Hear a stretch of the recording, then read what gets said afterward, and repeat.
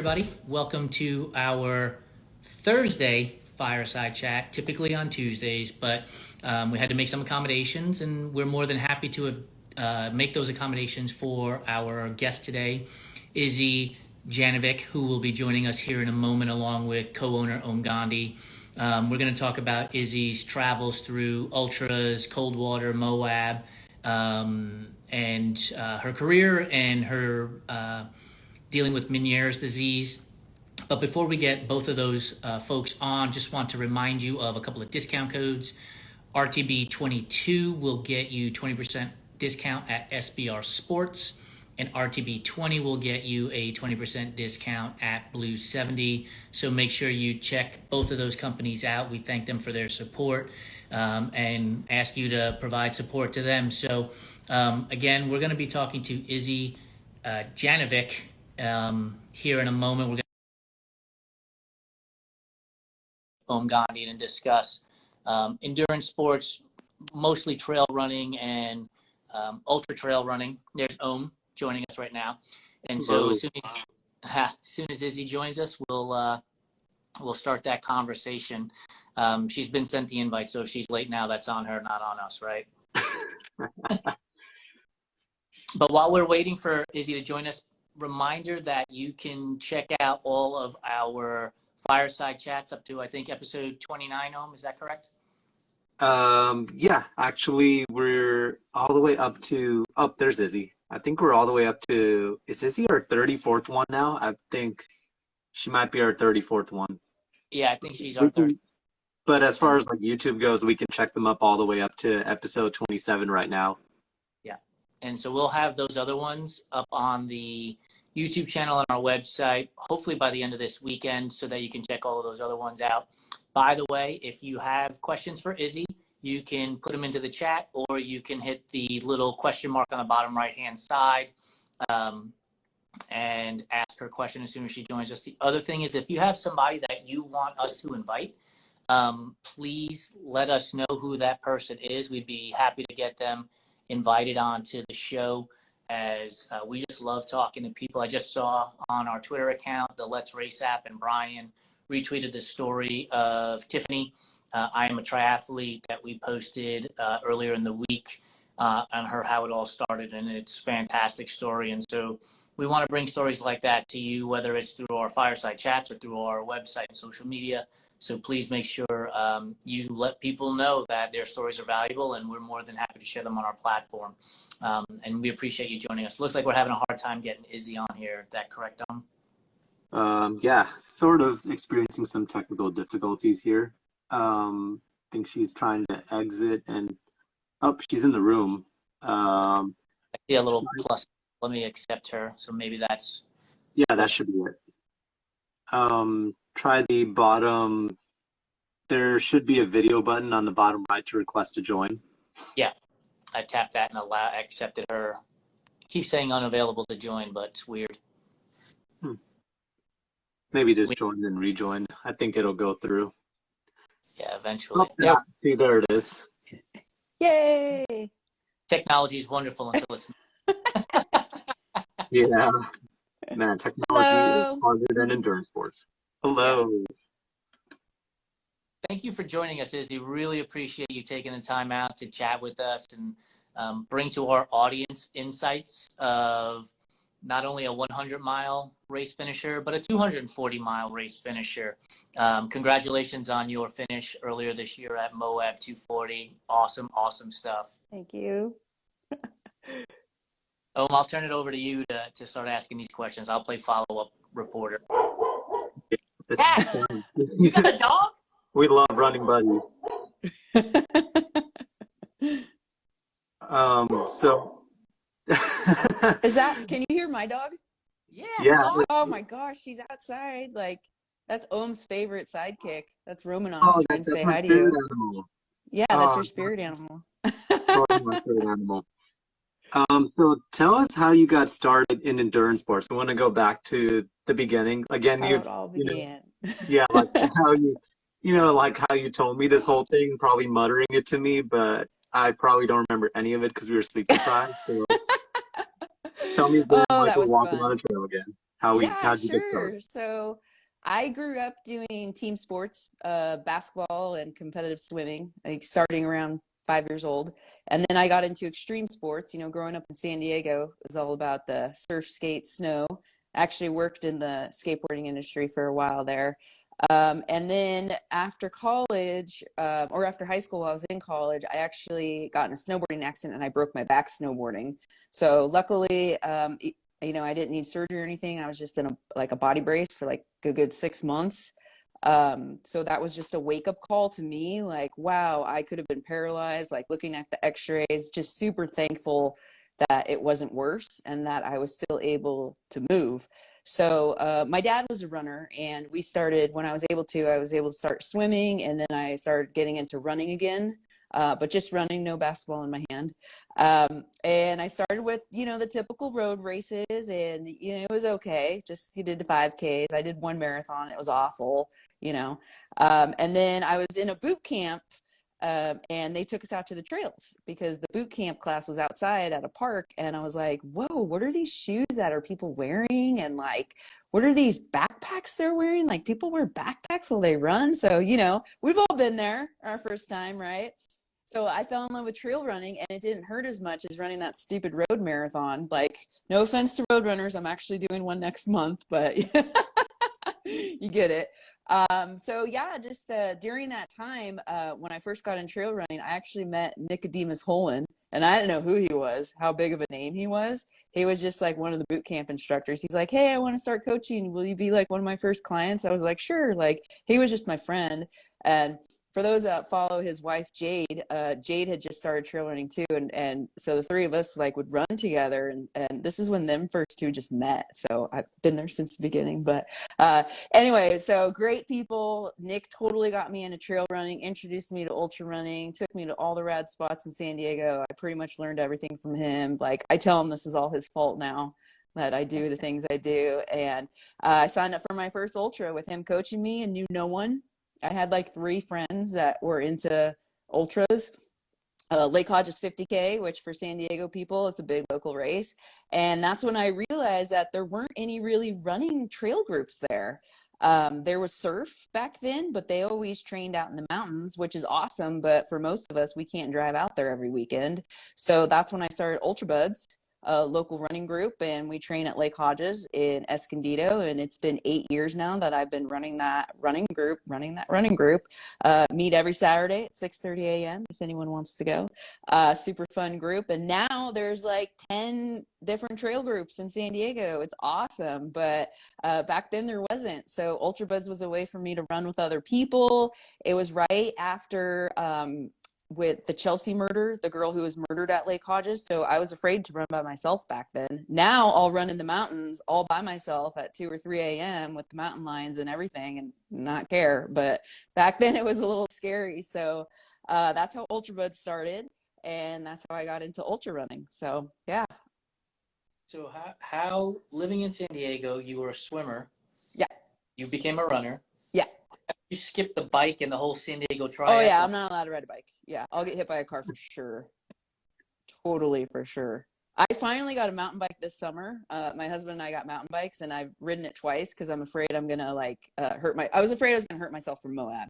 So I can start riding it now. But yeah, I totally would get hit by a car. I'm with you on the being frightened of getting hurt on a mountain bike. I bought my first one this summer. I've been doing endurance sports for 15 years, and I finally bought a mountain bike. And I think it was on my second ride on the trails, I wound up in a cactus and I'm picking all the little folds out. So that bike's been in the garage for a while now. Ooh. It's dangerous.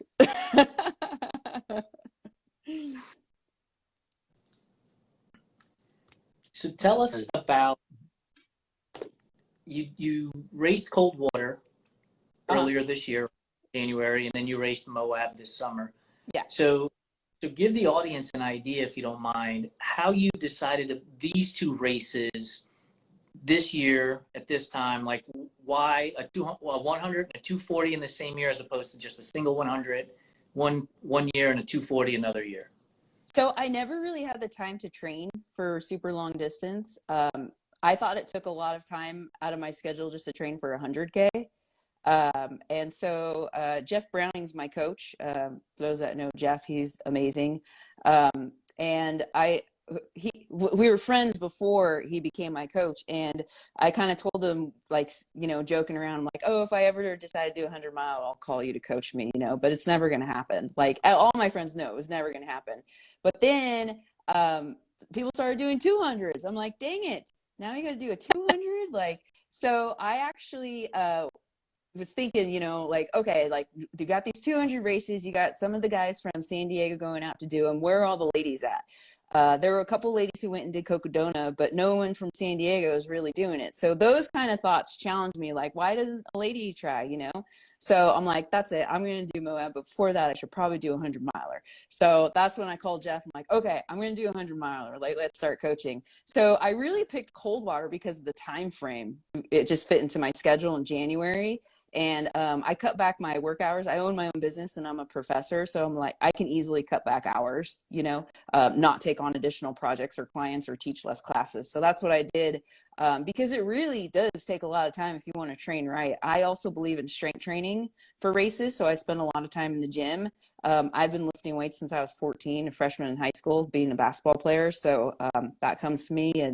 And with lifting weights comes Spartan races. So that's another thing I do every now and then. I throw in a Spartan race just to mix things up. So that's why I decided on Coldwater. Trained for that. There was a huge San Diego crew of us that went out there. It was a huge party. We took over that race.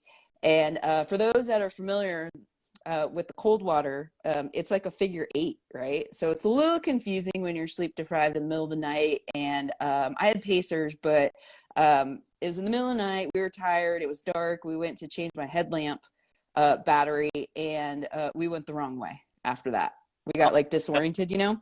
And lesson learned, I've heard it before. Like, I have the app and everything, just didn't look. And we're like, oh yeah, no big deal. It's this way, right? Didn't think anything of it. We end up at the aid station that we had just come from. I'm like, no. And it wasn't that I had to run like 4 extra miles, but there was a time cutoff, because they have time cutoffs throughout. So unfortunately, so I'm hauling ass trying to get the time cutoff. I don't meet the time cutoff. And I told the race director, I'm like, hey, I know I'm going to get a DNF like on paper, but can I go back out and finish the race? Because I feel great. Like, he had already known what happened with the aid station crew. And he's like, yeah, actually, I'll let you go finish the race, because you'll be finished by the time the race is finished. So I went out, I finished the race within the finish time cutoff. And so the race director did give me a buckle for that.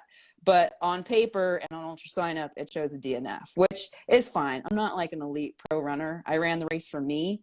And the coolest part was that my coach told me that I have the mental for Moab. Like, that was what he told me after that race. I'm like, okay, cool. So Moab, last year I went and volunteered for a week out there, because I like to be prepared for everything. I actually do read what's in the race descriptions, unlike some other people.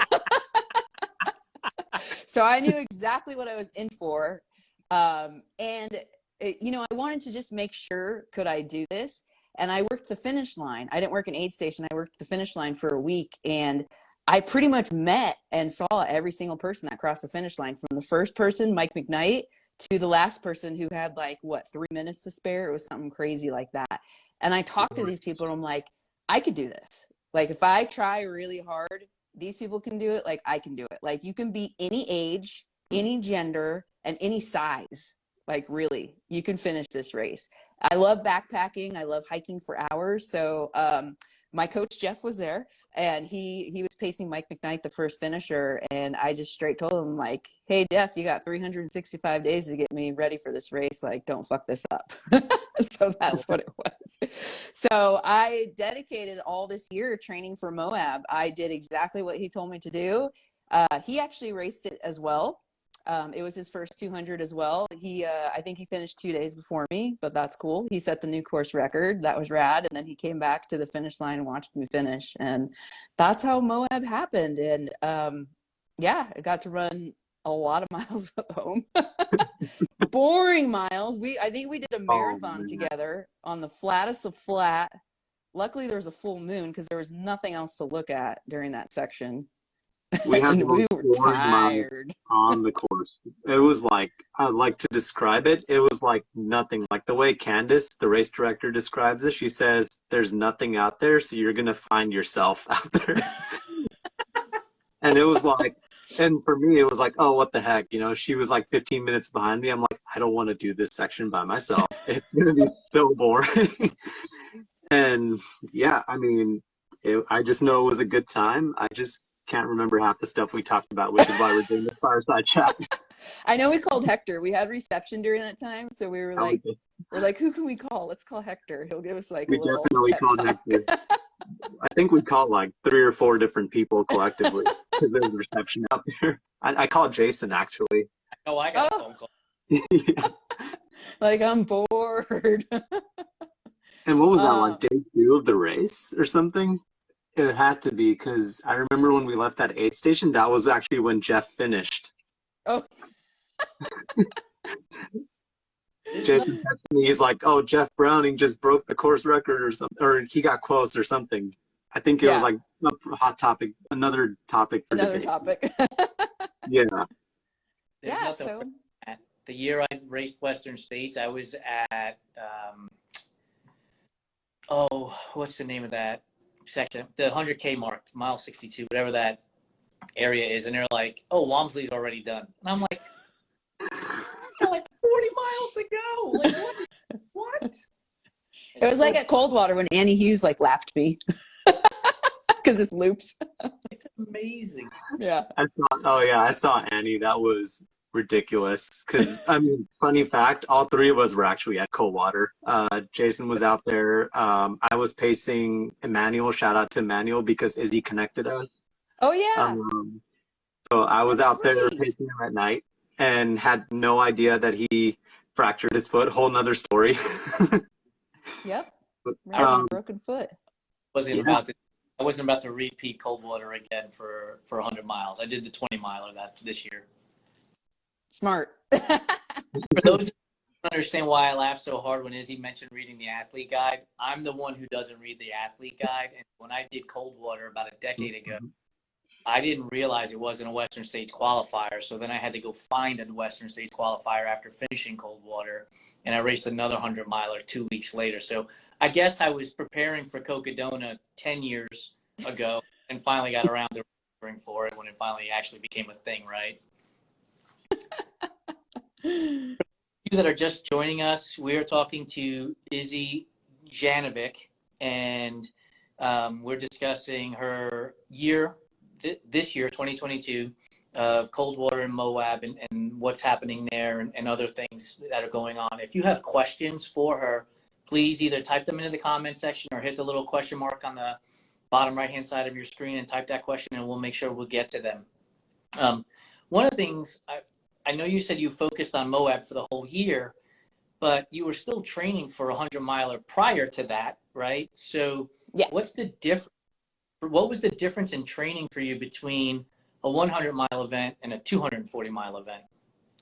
A lot more of time on my feet. So just hiking. Okay. Apparently it uses like different muscles, I guess, hiking versus running. So a lot of hiking, being out there for longer hours and overnight. I would go and sweep courses, volunteer and sweep courses, just, to get training in for me. Because not many people wanted to go do 8-hour runs with me, not many people. There's a couple of people that I did some long runs with, but yeah, the longer stuff, like I happened to be in Idaho during the time of I Am Tough. My brother has a ranch in Idaho, and so I volunteer. I emailed the race director. I'm like, hey, can I volunteer to sweep the course from 10 p.m. to 6 a.m.? And he's like, why would you want to do that? He's like, yes, absolutely, because no one volunteers for that. And so I'm like, oh, I'm training for Moab. It'd be like perfect for me just to like go out there by myself during that time in the mountains and just mentally learn and train for that type of thing. So I'm really not scared of any of that stuff now. And after Moab, I feel like I could take a nap anywhere at any time. I can just lay down on the ground. I'm not afraid of a lot of things. Like I'm still afraid of people being kidnapped, but animals and stuff I'm not afraid of. Not So, the Moab cows. being able to nap at anywhere at any time is a wonderful talent to have. We might have Talent that I don't have. we might need a photo contest for the best dirt napping pictures out there. Oh, 100%. Oh, I like it. Um, Yes. And feet. I'll to win on the ask feet pictures. oh, yeah. Oh man, that's a whole nother topic there. Like, man, if you've seen, like, her feet were messed up after the race. They were messed up. They were actually in one of the magazines or something that you were in, right? An article or something. Yeah. Yeah. And they chose that picture to print in the magazine. I'm like, okay. So one question I had about the difference between 100 and the 200, just kind of for the insight for the viewers is like, what was it like doing one night at Coldwater and then transitioning over to doing a race at Moab where you're doing multiple days and nights? Oh my goodness. Huge difference, because for a 100-miler, I mean, at least for me, I stayed up the entire time. I took caffeine pills and powered through it, and I was fine. Also, the food is different. 100-milers, I ate a lot smaller meals, more like bars and spring gels and spring drinks.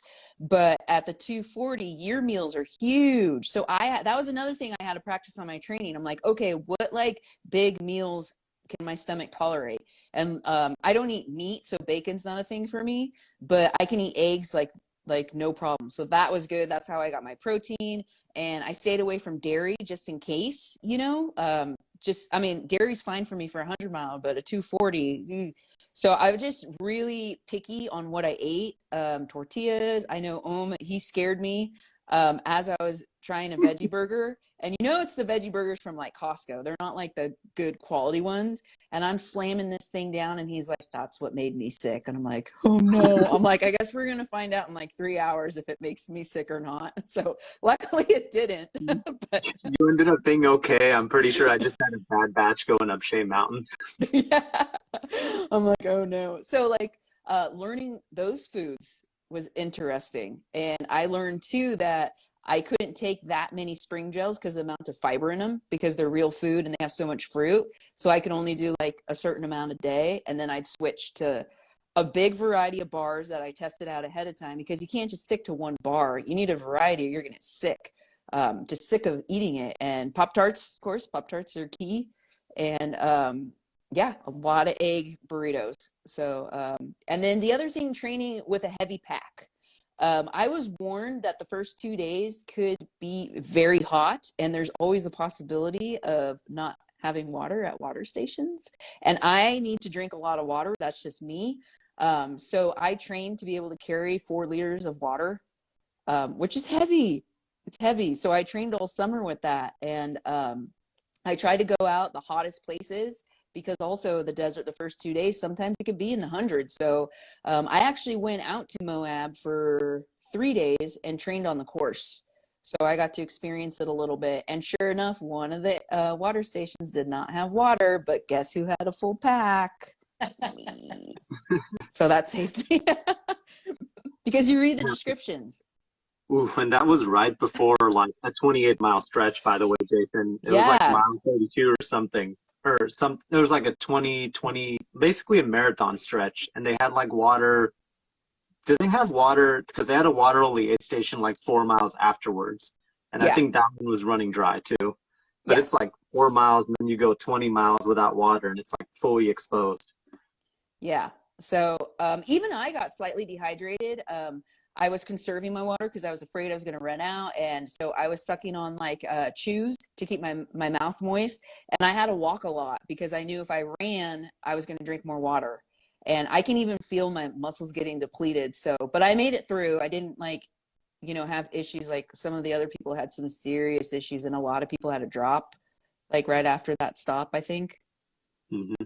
You find that you would be taking more risks, or willing to take more risks, I should say, at the 100-mile distance versus the 240-mile distance, a little bit more conservative at 240? Oh, yeah. Because another thing is some of those aid stations, they're like, I mean, I only saw my crew once a day, 24 Right. hours.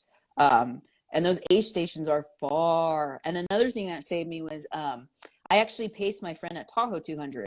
So I kind of got a feel of what foods were at the aid station, how long the stretches were. And that's another reason why I trained to carry more water, just in case. With the Moab course, there's not any rivers or lakes where you can filter water. Whereas my training, I would try to train in the heat next to some sort of water source so that I could filter my water. And I know the other 200s, Bigfoot and Tahoe, you do have the ability to filter your water, so it's not as serious, but Moab you can. So Yeah, at Cocodona, you end up going through the Agua Fria River, but that's, I mean, way later in the race. So the whole time you're running, there's no water around you either. So you got to be prepared to carry as much as you can too. yeah. So out of all the things that you ate over the course of that time out at Moab, what one sticks out to you? Like, yeah, that was such a good meal. Like, that food was fantastic. Oh, I had a lot of egg potato burritos, egg potato and tortilla. And they give you like huge tortillas. So you know it was a lot of calories, which is what you needed. Yeah. So for me, when I pulled into Prescott at Cocodona, I had my crew get me 2 Impossible Whoppers from Burger King. And those were the most glorious things ever. Outside of the vegan hot dogs at the top of Mingus. Ooh. Oh, so glorious. And I had my crew, I was like, you got to assemble the hot dog this way. Like, you've been out there for days, you're delirious.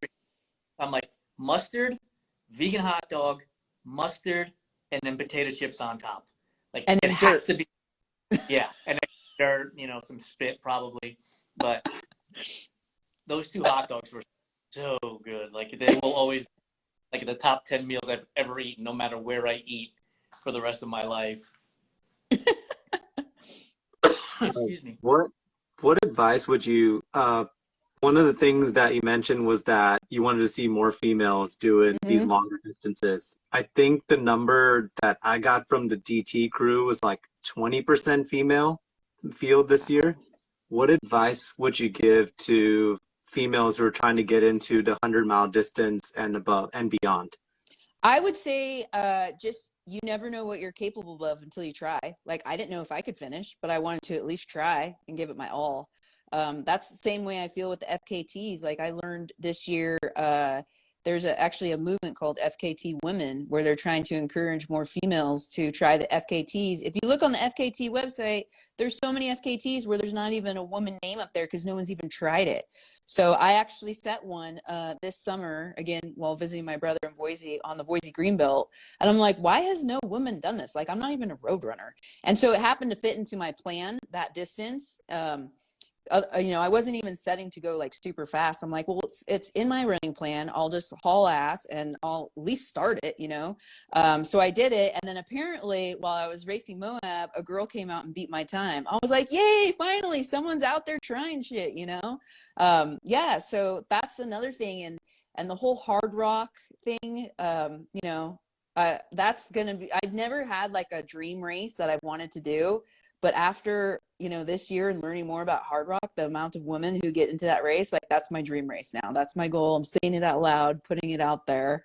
I know it's probably going to take me 8 years to get in. I'll be an old lady by then. But that's my dream race. So I'm going to be doing a qualifier 100 next year. Yeah, next year. Choosing Bear 100. Again, I'm going to have, yeah. We're going to see a lot in each other next year.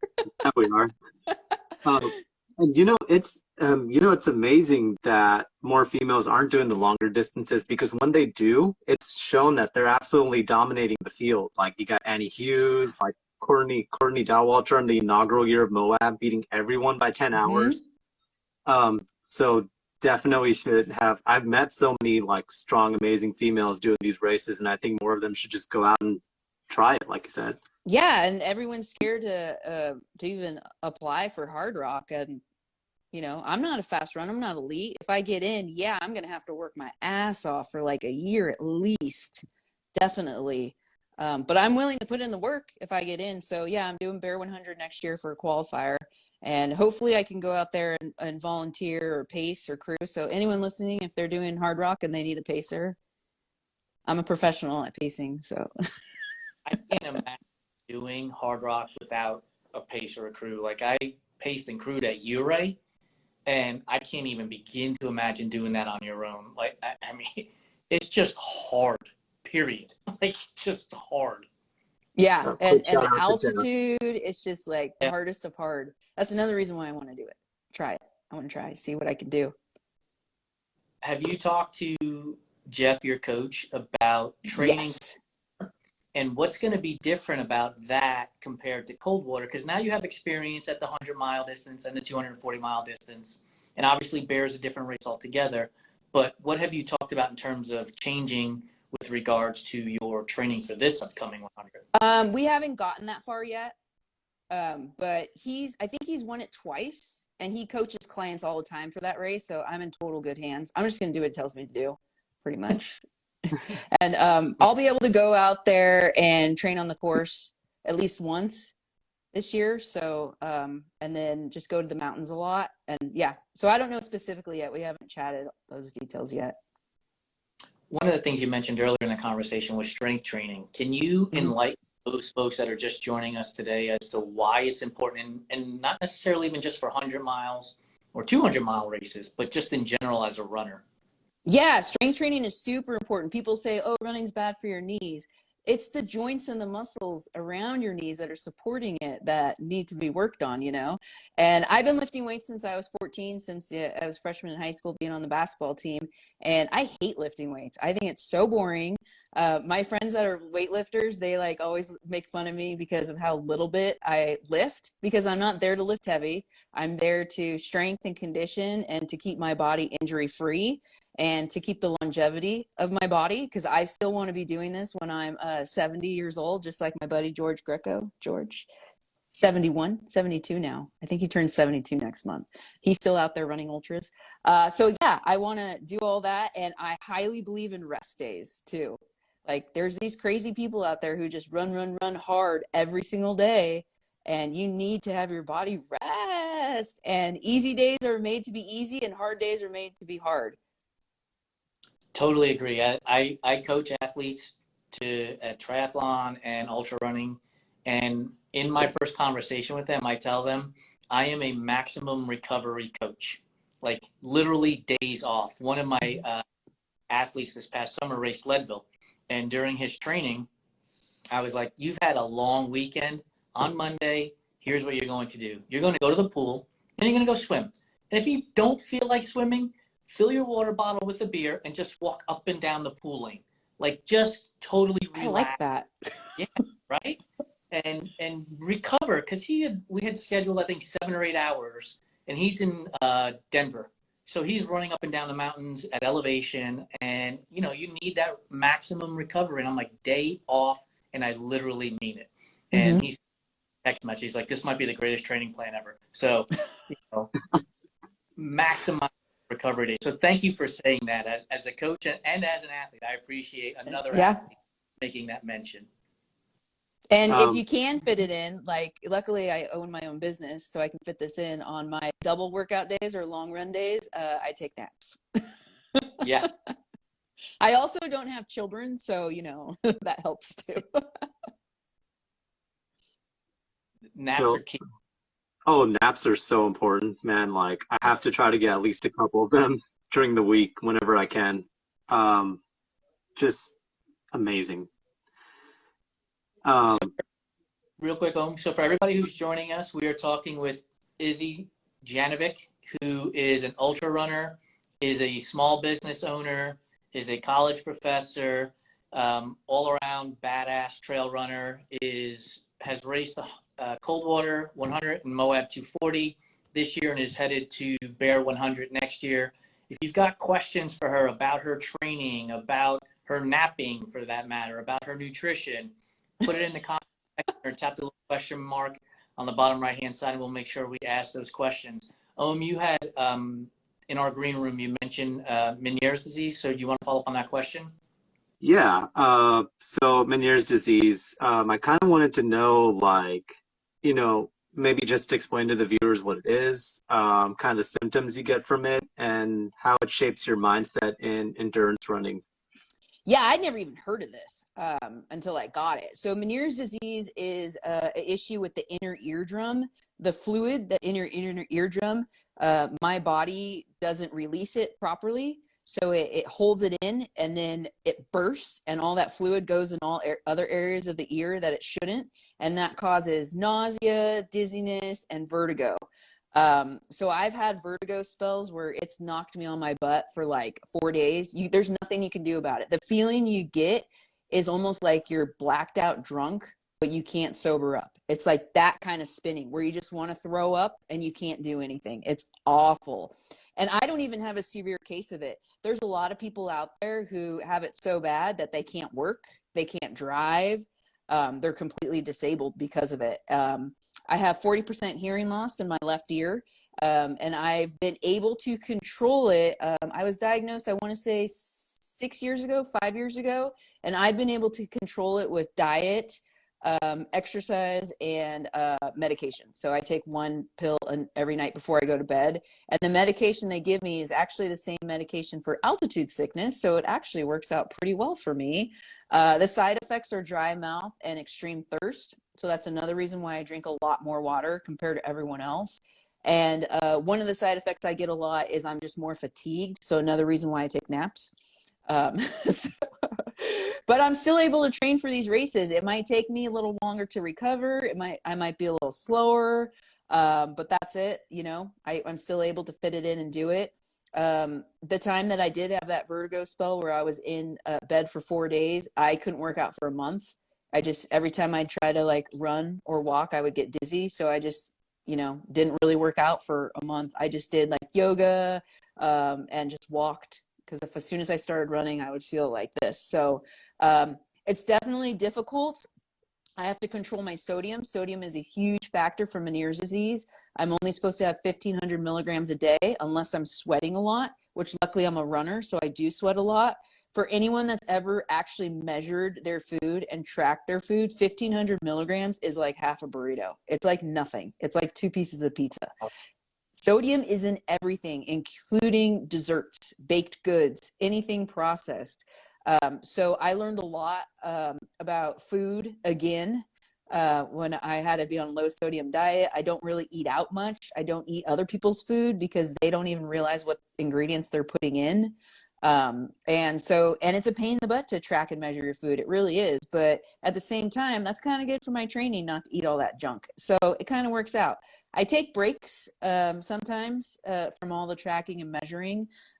Alcohol and caffeine are triggers as well. So I take a lot of long breaks on that. I drink half calf coffee.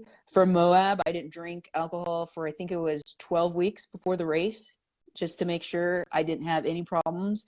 I wear a medical bracelet, doctors on call.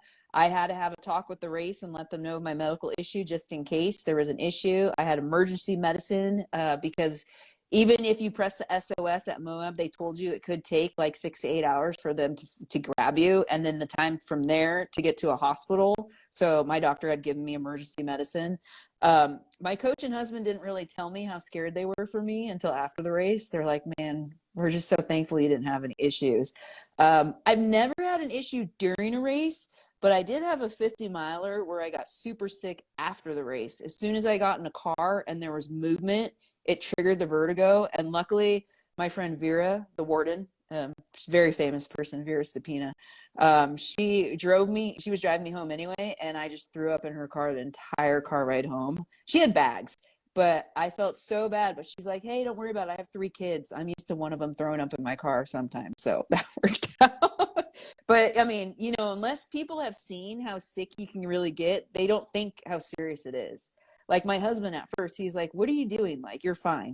But then when he saw me actually have a vertigo attack, he's like, oh, this is not good. Like, this is crazy. So anyone who has Meniere's disease, I've only met like 4 or 5 people who've had it. That's amazing. I mean, so when you're out there, like I know Cliff Shot has gels that have caffeine in them. And if that's a trigger for you, so are you even paying attention to that during the race? Like, oh yeah. What you using or not, or can't use? Yes. So I actually like, that's another good thing about like the spring drinks, and Tailwind has a good one too that are very low sodium. So I can control the sodium better with my salt pills, because you know the exact milligram in your salt pills.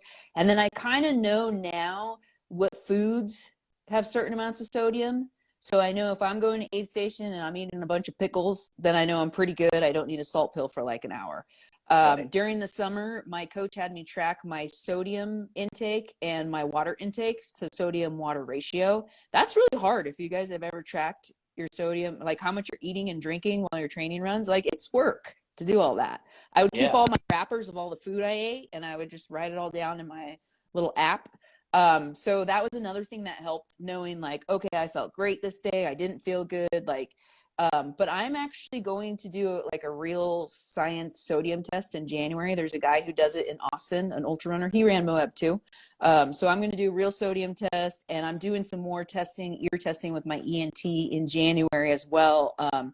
It's called a balance test, and they do all these things to you to try to make you dizzy on purpose so that they see what the triggers are.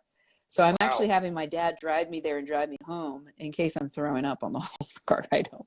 But at least I'll get the data and the answers to help me be more successful in these races. Yeah. I mean, so one of the things you answered earlier was that Hard Rock is your, number one goal race to try to get into. And you're racing Bear this year to get into that. But what other races are you doing this year as focus to build to Bear? Oh, so my other races are kind of more fun, but I'm doing, so have you guys heard of the Trans Rockies run? Have we? Ask that guy. Yeah. I'll see him there too. So I'll be doing, that race director has a new race. It's called Moab Run the Rocks. It's in March. Sorry guys, it's sold out. And it's a 3-day stage race in Moab because, we all love Moab. But you just run during the day and then you like hang out at night. So I'm like, this is perfect. We can like sleep, we can eat, we can have a shower. Oh, this is going to be so much fun. So I'm doing that stage race in March. I always do Broken Arrow every June, just the 26K because that's plenty for me. And then I have the Trans Rockies run, which will be a whole week of being at altitude elevation in the mountains. So that'll be really good training. That's all I kind of really have on my schedule right now, but I'm sure other things will pop up, like, go run a 50K for fun or something, Pacing. If anyone's doing Hard Rock and needs a pacer, I'm going to throw that out there again. We'll make sure we post it. Yeah. So Izzy, thank you so much for joining us. Let the audience, we're going to jump into some quick Q&A question or rapid fire questions here in a second, but where can the audience follow you besides here on Instagram? Instagram's the best way to follow me. I do social media marketing for a living, so I'm on it at all times. I know some people are like, do you work? I'm like, I'm working right now. I'm on the clock. Like, it's my job to be on social media. So that's the best way to find me. I am on Facebook, but I'm not that active on Facebook, mostly just in my groups for UltraBuds, but Instagram's the best way. Yeah, by the way, repeat where UltraBuds meets and day and time. I wrote it down. But yeah, UltraBuds meets every Saturday morning at 6:30 a.m. at Lake Hodges, Escondido. It's an out and back, all levels welcome. You won't get lost on the trail. That's why I chose that location. So people, I would say the average is 8 miles that people run, but some people just run for an hour, go to the gym, or they're done. We have a walking group, and my mom, she's very popular in San Diego, Mama V, she is the walk leader. So there's no excuses. If my 70-year-old mom, 71, shoot, gosh, I don't know the ages now, is out there walking every Saturday morning, you can get off your butt and get out there too. And then we also always have people doing 20 miles out there. Awesome. So make sure you guys get out there to Lake Hodges and join the UltraBuds group. Yeah. So and don't complain to me about the time, people, because races start that early, okay? Or earlier. Or earlier. And some of us who were running 20 miles that day got things to do, so we start early. Yeah. Go to bed earlier. So we're going to jump into some rapid fire questions here. So when you're out running those 20 miles starting at 6:30 a.m. and not later, are you listening to podcast, music, or nothing at all? If I'm going to group run, we're talking the whole time. Otherwise, I am listening to audiobooks, mostly crime, being murdered and kidnapped. While I'm by myself running. While I was sweeping I Am Tough, out there all by myself, I'm listening to a murder book the whole time. Do you have a favorite like true crime podcast or anything? No, it's not even podcasts. It's mostly books, audiobooks. Fine. Yeah. Yeah.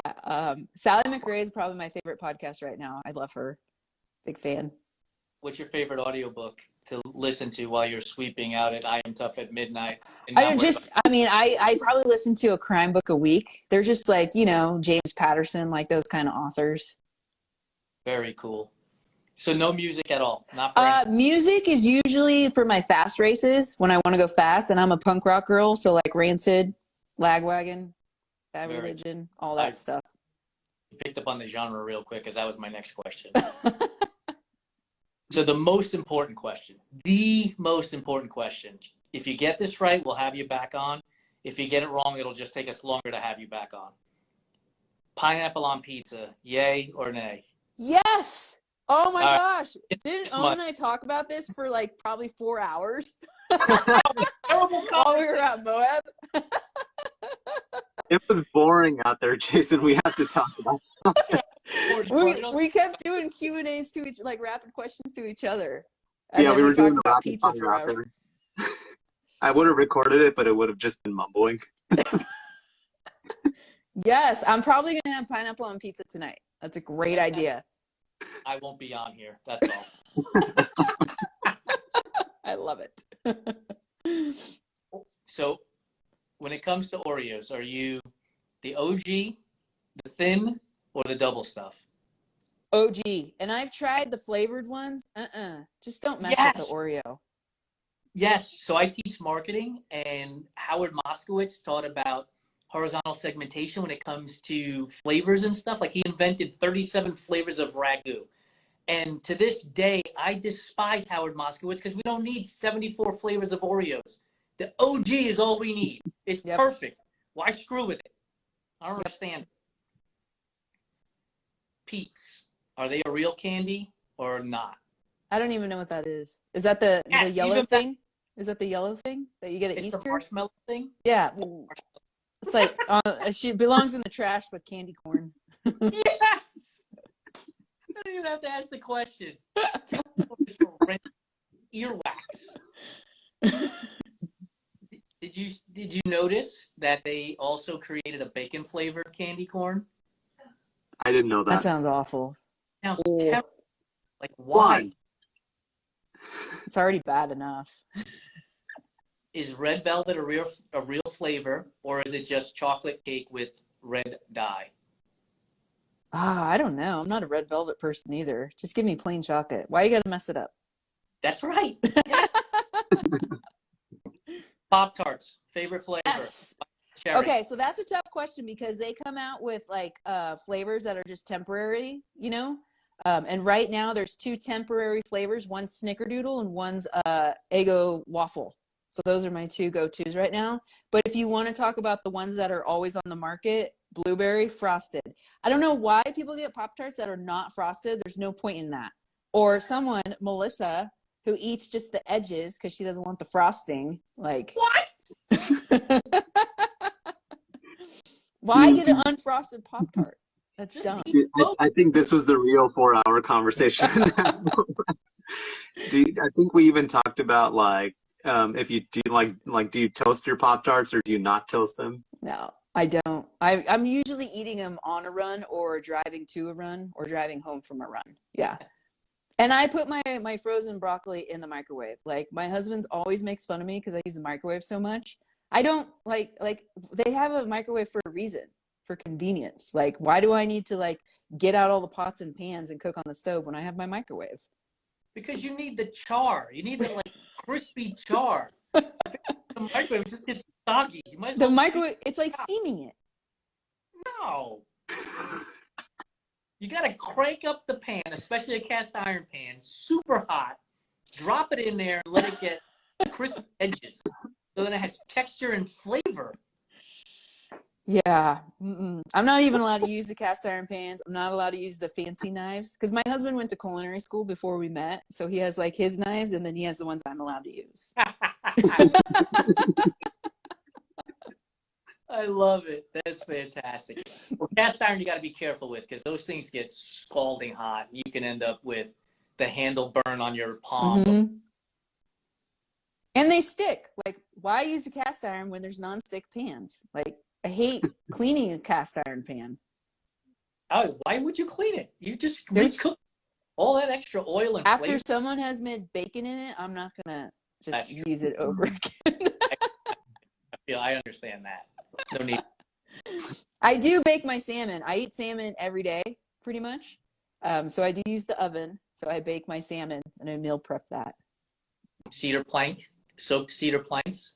No, not that fancy. Just on a cookie Not- sheet. Just on a cookie sheet, plain. I love that brothers can talk about food for hours on end. It's so. And we get on the trail and we're Start like, a food side chat. there. Well, that's what you would talk about during a fireside, right? You'd be drinking your beer, That's right. eating your marshmallow, not peeps. Not peeps, but speaking of marshmallows, how do you like them? Like lightly toasted or like charcoal briquette black? Lightly toasted. Yeah. Yeah, no good. Yep. It's got to be charcoal briquette black, so you peel that off. You have hot, steamy, ooey gooey. And usually I don't even eat the marshmallow. I just eat the graham cracker and chocolate because, again, like I'm a lazy cook. I know how to cook. My mom taught me. I used to be really into cooking all the time when I was in high school and had more time. Now I just don't care. So if you're a lazy cook, let's reframe it. It's your last meal. You know it's your last meal. What are you eating? Can I have my husband make it for me? Sure. Whatever you for you. Veggie lasagna. Veggie lasagna. But Yeah. so are you using like eggplant as the noodle, or are you actually using noodles? No, with real noodles, but eggplant, spinach usually is in there. Yeah. It'd be better if it was made by an Italian who made the sauce from scratch. Or the noodles from scratch. Yeah. Veggie lasagna is so good. Then we'll have to go race the Tour de Gens and go find it out there. That sounds great. Right? Oh my goodness, I can't remember his name. Jason Coop talked about Tour de Gens a couple of years ago on his podcast, and he was like, and I got to the top of the mountain, and they had pizza, and I was like, number one race to do, Tour de Gens. Love it. Pineapple in Italy. And what? They won't have pineapple on the pizza in Italy. Yeah, you're right. Because I actually studied abroad in Italy. I don't Yeah. think that. Yeah, they don't think they had that there. I had a lot of eggplant pizza when I was there. Sure. And it's the best pizza you ever had, unless you were in. Just the guy from the street corner every time. Right. Yeah. Yeah.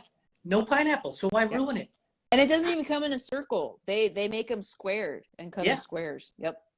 Right. Again, so no pineapple. Why ruin it? Let it be perfect.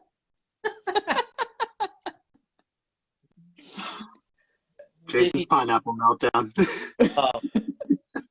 I'm gonna be heading to New York in about a week from now, and I cannot wait. Like every day, a pie or two, no pineapple, just pizza galore. It's gonna be And glorious. bagels. Yes, the best bagels too. Do you know the secret to the best bagels in New York? Why they're the best? The water. Yeah, well, yes, but they boil them before they put them in Oh. the oven. So you boil a bagel and then you put it in the oven, and it keeps the internal soft and then the edges crusty. Okay. Okay. If you ever in New York City, Essa Bagel, I think it's on 43rd or 44th and 3rd, best bagel joint in the city, but for a long time if you go, because it's so good.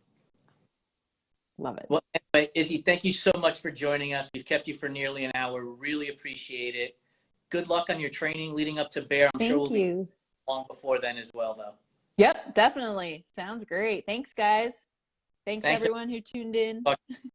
Night. Bye. Bye.